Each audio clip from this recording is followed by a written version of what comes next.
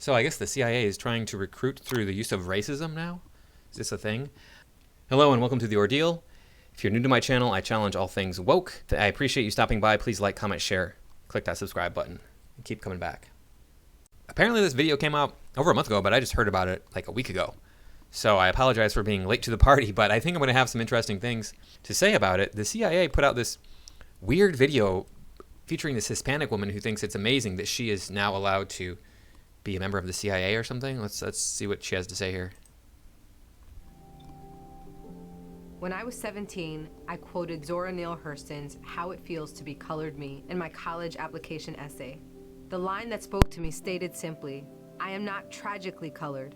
There is no sorrow dammed up in my soul nor lurking behind my eyes. I do not mind at all. At 17, I had no idea what life would bring, but Zora's sentiment articulated so beautifully how I felt as a daughter of immigrants then and now. Nothing about me was or is tragic. So, how pathetic are you that you think a huge portion of your identity is based on the color of your skin? See, all these racists out here, these anti-white racists is woke.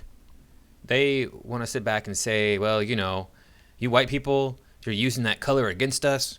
You're saying that you're better than us because you're white. No, we don't really care. That doesn't register on my radar. When I look at people, I'm like, okay, well, that person's going to be brown. So I need to mistreat them. They're not going to be as important as me or something. No, I don't think that at all. I just look at a person and go, okay, that person looks like this, and I'm going to have to interact with them. Doesn't matter to me. I am perfectly made. I can wax eloquent on complex legal issues in English while also belting Guayaquil de mis amores in Spanish. Note there that she just went into a Spanish accent, a Hispanic accent, probably Mexican accent. I can change a diaper with one hand and console a crying toddler with the other. I am a woman of color. I am a mom. I am a cisgender millennial who's been diagnosed with generalized anxiety disorder. So that's great. We're going to hire people with mental disorders, put them in positions where they have access to all of my personal data, all of your personal data. Great. Way to go, U.S. government. You're awesome. I am intersectional, but my existence is not. What is intersectional? Can anybody explain that to me? I mean, how is she intersectional? Is this... Because she's already said she's not tragically colored, so she can't have two things because she's straight and she's a woman and she's colored. So the color doesn't matter, the straight doesn't matter. She's only a woman. Unless she's saying that this oppression exists external to her, because I don't understand how she can claim that the oppression exists external to her when she's already in a position of power that she's earned. Not a box-checking exercise. I am a walking declaration, a woman whose inflection does not rise at the end of her sentences. What if you actually have a question? What if you actually have a question? I mean, hey, my vocal inflection is raising at the end of the sentence because that's a legitimate question, I think. Suggesting that a question has been asked.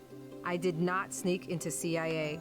My employment was not and is not the result of a fluke or slip through the cracks.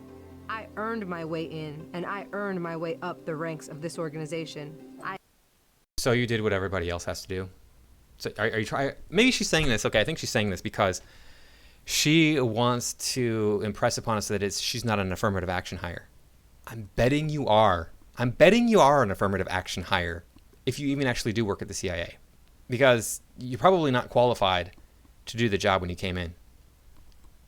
I don't know. I don't know your history. I don't know you. I don't know your education, but that's my guess. I am educated, qualified, and competent, and sometimes I struggle. I struggle feeling like I could do more, be more to my two sons, and I struggle leaving the office when I feel there's so much more to do.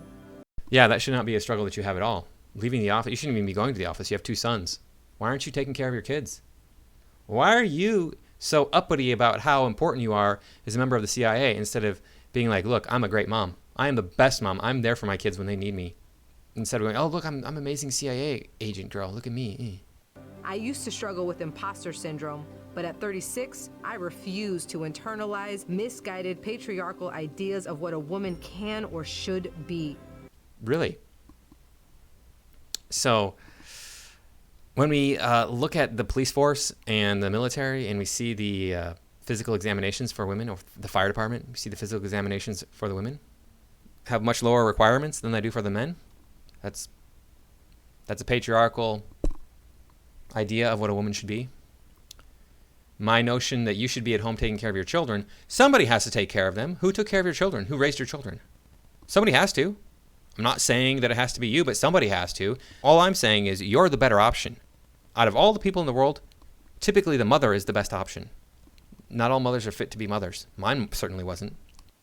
I am tired of feeling like I'm supposed to apologize for the space I occupy rather than intoxicate people with my effort, my brilliance. I am proud of me, full stop. My parents left everything they knew and loved to expose me to opportunities they never had. Because of them, I stand here today a proud first-generation Latina. And there she goes with that Hispanic accent again, that Mexican accent again. And this is something that really bothers me, and I'll tell you why. Because when you adopt that accent, it means one of two things. Either you think that this country needs to adopt that language, or you are paying homage to that culture in this country. Either way, you want this country to be more like your culture from your home country, and you weren't even born there. Am I gathering that from what she's said here? And what really bothers me about this is when newscasters do this. You hear this all the time on NPR. When people are talking on NPR, they say they only do this with Hispanic names, but they say it in a Hispanic accent. They don't do it with other countries, other languages, only Hispanic languages. And a guy I know who speaks like 3 or 4 languages, he said, well, once you know how to say a word in that language correctly, you can't unsay it that way. I'm like, no, these people are professional speakers. Newscasters are professional speakers. They need to speak in a way which is American English if they're in this country. That's it, period. They need to use my accent because this is the non-inflected accent, the most non-inflected accent. And they need to not be pronouncing foreign words with a foreign accent. That's ridiculous. All they're saying is they want this country to be more like those other countries. And what happens when our country is more like those other countries? Well, geez, you see hyperinflation. You see that the poor people can't get jobs because they're priced out of the market. You see an increase in poverty, an increase in crime. All these things that we've seen. Now, violent crime, of course, has been steadily declining, but nonviolent crime has been rising. I'll give you that. An officer at CIA. I am unapologetically me. I want you to be unapologetically you, whoever you are. Know your worth. Command your space. Mija, you're worth it. Yeah, so that wasn't cringy at all. If you watch my videos on the YouTube conversations I've had, the very, very painful YouTube conversations I've had, you'll see that she's not the only person who thinks this country is racist.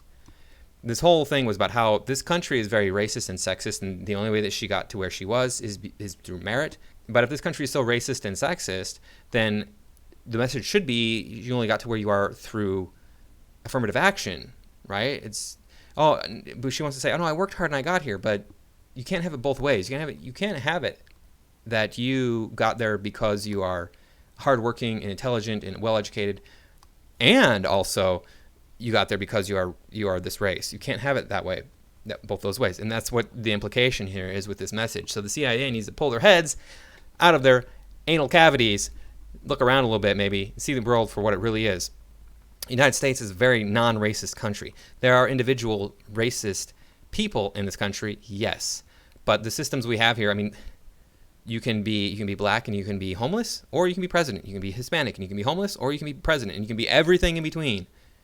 There's no stopping you from achieving those things other than mostly your own effort and desires. And then there's the argument that, they start from the back of the class. Okay, so maybe they start from a poor position in life, but is that because of racism, or is that because of their culture? That's the big question.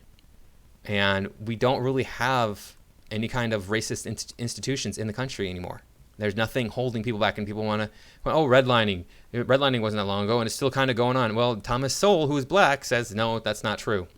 So I can't really explain it to you other than, hey, you do the research yourself. You're going to find a lot of websites on Google, on the internet, on Bing, that claim redlining is real. It did happen to only blacks. It was a racist institution. It's going to be harder to find the articles that claim no, it was based on your income level. And for whatever reason, people who are not white, well, I should say Hispanic people and African people, are less likely to have a lot of money. They're more likely to be poor. We know this. Why is this so difficult for people to understand? But, I have to keep making these videos because this is all about how I am a piece of garbage because I'm a white male. I'm a cis white male. Anyway, thank you for stopping by. I do really appreciate everybody supporting this channel. And like, comment, share, subscribe. I will see you all next time.